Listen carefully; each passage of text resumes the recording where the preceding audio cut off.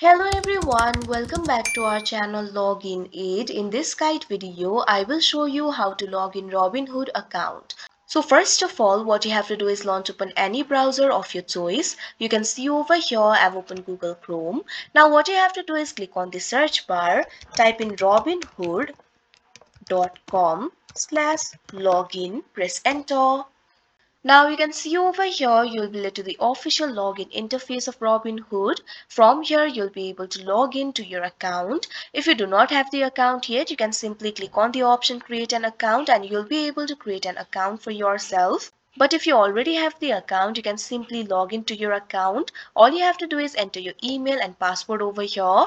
Or instead of that, you can also log in with passkeys. If you want to do it, click on the option log in with passkeys and you'll be able to log in with passkeys. Otherwise, simply enter your email and password over here. So first of all, click on the field of email and enter your email address. Make sure to enter the registered email address. Now what you have to do is enter your password. Simply enter your password over here. If you have forgotten your password, you can simply click on the option I need help. After that, you'll be able to find the option for recovering your password. Now, after you enter your credentials, what you have to do is click on the login option that you can see on the screen.